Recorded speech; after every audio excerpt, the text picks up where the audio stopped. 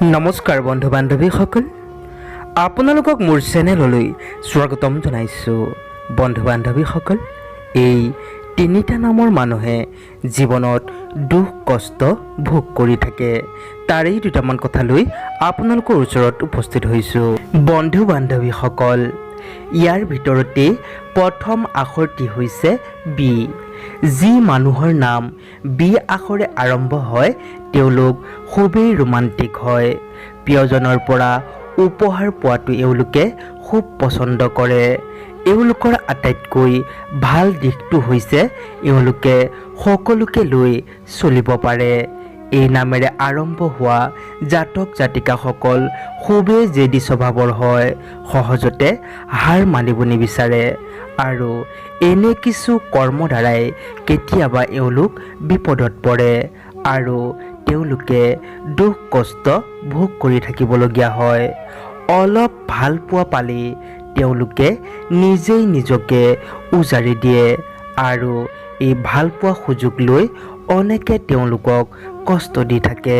২ নম্বৰতে এছ নামে আৰম্ভ হোৱা জাতক জাতিকাসকল। এছ নামেৰে আৰম্ভ হোৱা জাতক জাতিকাসকল প্ৰতিভাৱান, পৰিশ্ৰমিক আৰু কোমল হৃদয়ৰ অধিকাৰী হয়। এওঁলোকে কোনো কাম কৰাৰ আগতেই ফল পাব বিচাৰে আৰু সংবেদনশীল হয় আৰু এওঁলোক নিজৰ কথাৰে প্ৰতিশ্ৰুতিবদ্ধ হয়। এই নামৰ জাতক জাতিকাসকল উদাৰ আৰু শান্তিপ্ৰিয় হৈ থাকে। এওঁলোকৰ নিজতকৈ আনক সুখত ৰখাটো সকলোতকৈ ডাঙৰ গুণ।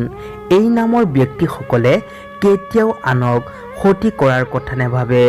এই নামৰ ব্যক্তিসকলৰ সহজ সৰলতা আৰু কোমল হৃদয় হৈছে আটাইতকৈ ডাঙৰ দুৰ্বলতা আৰু এই সৰলতাৰ সুযোগ লৈ আনে তেওঁক ব্যৱহাৰ কৰে নিজৰ স্বাৰ্থ আদায়ৰ বাবে আৰু ইয়াৰ কাৰণতে তেওঁলোকে জীৱনত কেতিয়াবা এইদৰে দুখ কষ্ট ভোগ কৰি থাকে। ৩ নম্বৰতে পি নামেৰে আৰম্ভ হোৱা জাতক জাতিকাসকল।